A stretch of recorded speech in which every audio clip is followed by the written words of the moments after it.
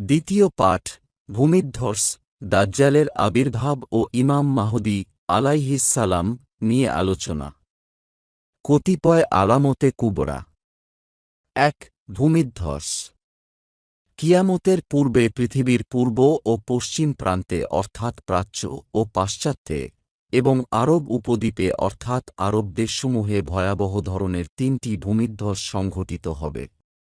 এছাড়া উম্মে সালামা রাদিয়াল্লাহু আনহা হতে বর্ণিত রাসূলুল্লাহ সাল্লাল্লাহু আলাইহি ওয়াসাল্লাম বলেন, আমার পরে পূর্ব, পশ্চিম ও আরব উপদ্বীপে ভূমিধ্বস সংঘটিত হবে। আমি বললাম, হে আল্লাহর রাসূল, ভূমিধ্বস হবে, অথচ তাদের মধ্যে তো সৎ লোকেরাও থাকবে। তখন রাসূলুল্লাহ সাল্লাল্লাহু আলাইহি ওয়াসাল্লাম বললেন, হাঁ, যখন জমিনের অধিকাংশ লোকই বৎকার হবে। মুজামুল আওসাত তাবরানী ৩৬৪৭ ও মাজমাউল জাওয়াইদ ১২৫৯৫। ২. দাজ্জালের আবির্ভাব। কিয়ামতের পূর্বে দাজ্জালের আবির্ভাব সবচেয়ে ভয়াবহ ঘটনা। হযরত ইমরান ইবনে হুসাইন রাদিয়াল্লাহু আনহু হতে বর্ণিত রাসূলুল্লাহ সাল্লাল্লাহু আলাইহি ওয়াসাল্লাম বলেন, আদম সৃষ্টির পর হতে কিয়ামত প্রতিষ্ঠার পূর্ব পর্যন্ত দাজ্জালের চেয়ে আর কোনো বড় ঘটনা নেই। সহিহ আল মুসলিম ২৯৪৬।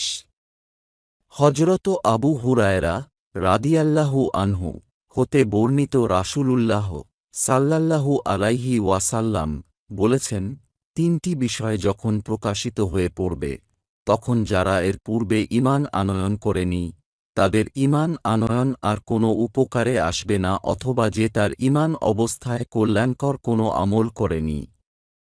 ১. পশ্চিম দিক হতে সূর্যোদয়। ২. দাজ্জালের আত্মপ্রকাশ ও ৩. দাব্বাতুল আরদের আত্মপ্রকাশ। সহিহ আল মুসলিম ১৫৮ ও সুনানে আত তিরমিজি ৩০৭২। দাজ্জালের নামকরণ।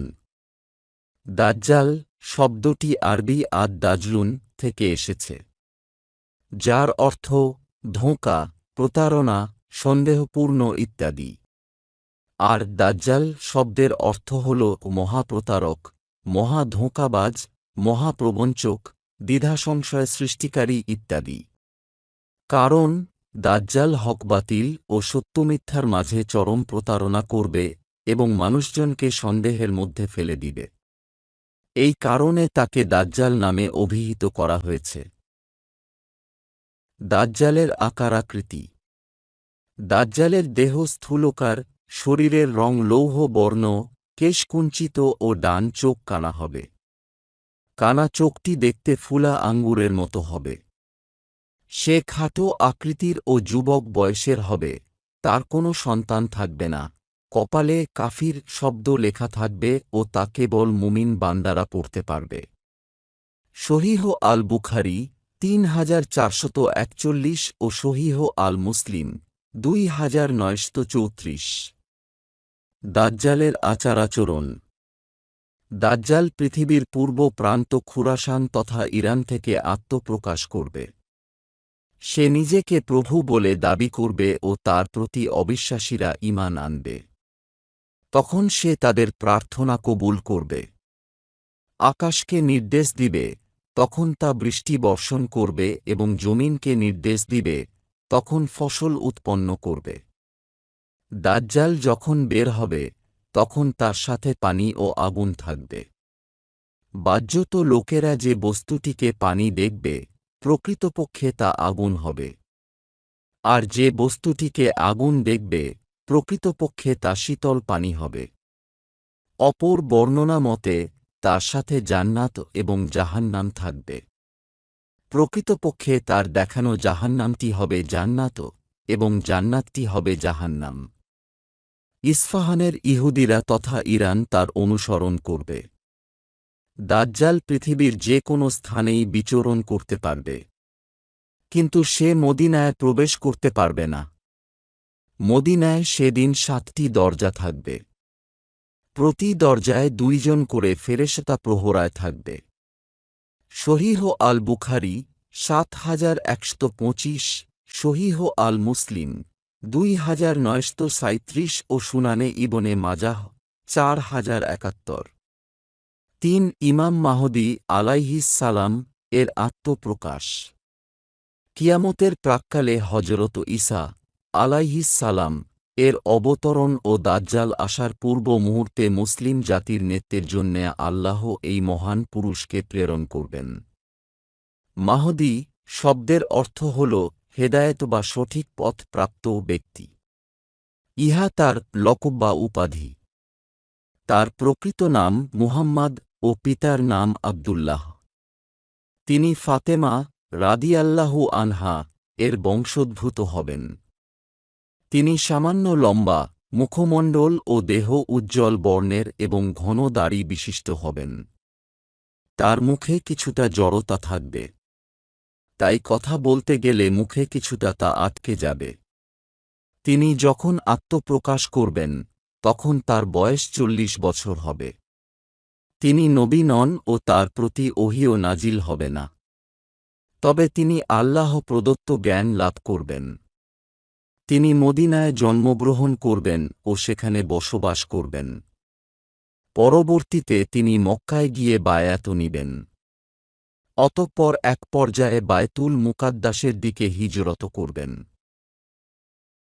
নবী কারীম সাল্লাল্লাহু আলাইহি ওয়াসাল্লাম তার ব্যাপারে বলেন, সে অর্থাৎ মাহদী আমার বংশের মধ্য হতে হবে এবং পৃথিবীকে সুশাসন ও ন্যায়পরায়ণতায় ভরে দিবে। ইতঃপূর্বে যা দুঃশাসন ও জুলুমে ভরে গিয়েছিল, তিনি ৭ বছর রাজত্ব করবেন। সুনানে আবু দাউদ ৪২৮৫। তার আগমন, বায়আত ও শাসন। এমন এক সময় আসবে সিরিয়া খ্রিস্টানদের হাতে চলে যাবে ও সবখানে তারা রাজত্ব কায়েম করবে। তখন মুসলিমরা নিজেদের মুক্তির জন্য ইমাম মাহদীকে তালাশ করতে থাকবে। তিনি তখন মদিনায় থাকবেন। দায়িত্ব অর্পিত হওয়ার ভয়ে মদিনা হতে মক্কায় চলে যাবে। সেখানেও লোকেরা তাকে তালাশ করতে থাকবেন। এই পর্যায়ে কিছু সৎ বান্দা তাকে কাবা শরীফে তাওয়াফরত অবস্থায় হাজরে আসওয়াদ ও মাকামে ইব্রাহিমের মাঝে দেখে চিনতে পারবেন এবং তার হাতে বাইয়াত হবার জন্য তাকে বাধ্য করবেন। এই ঘটনা সত্যে হওয়ার একটি নিদর্শন এই হবে যে ইহার পূর্বে রমজান মাসে সূর্য ও চন্দ্র গ্রহণ হবে। এতদ্ব্যতীত আকাশ হতে তার নামের ঘোষণা করা হবে। তখন তার বয়স ৪০ বছর হবে। তার বায়াত ও খেলাফতের কথা শুনে মদিনার সৈন্যগণ মক্কায় ছুটে আসবে। সিরিয়া, ইরাক ও ইয়ামেন স্থানের আল্লাহর সৎ বান্দারা তার পতাকাতলে এসে জড়ো হবে। তিনি তাদেরকে নিয়ে বিশাল সেনাবাহিনী গঠন করবেন। তিনি কাবা শরীফের নিচে রক্ষিত ধনভাণ্ডার তুলে মুসলিমদের মাঝে বণ্টন করে দিবেন। তিনি প্রথমে আরবের ও পরবর্তীতে সারা পৃথিবীর খলিফা হবেন। তিনি ও তার খেলাফত সম্পূর্ণভাবে ইসলামী শরীয়ত মোতাবেক পরিচালিত হবে। তিনি আধিপত্য বিস্তারকারী খ্রিস্টান শক্তির বিরুদ্ধে জিহাদ ঘোষণা করবেন ও তাদের দখল থেকে দখলকৃত এলাকা পুনরুদ্ধার করবেন। তার শাসনামলেই দাজ্জাল ও ঈসা আলাইহিস সালাম এর আবির্ভাব ঘটবে। ইমাম মাহদীর শাসনামলে একদিন ঈসা আলাইহিস সালাম আকাশ হতে অবতরণ করবেন। নামাজের সময় হলে ইমাম মাহদী তাকে নামাজের ইমামতি করতে বলবেন। তিনি তাতে রাজি হবেন না, বরং বলবেন, তোমাদের মধ্য থেকে একজন তোমাদের ইমাম হবে। আমি ঈসা আলাইহিস সালাম তার মুক্তাদি হয়ে তার পেছনে নামাজ আদায় করব। হযরত ঈসা আলাইহিস সালাম এর অবতরণের পর তার জীবদ্দশায় ইমাম মাহদী মৃত্যুবরণ করবেন। সহিহ আল মুসলিম ১৫৬ ও ফতহুল বারী ৬ পৃষ্ঠার ৪৯৪।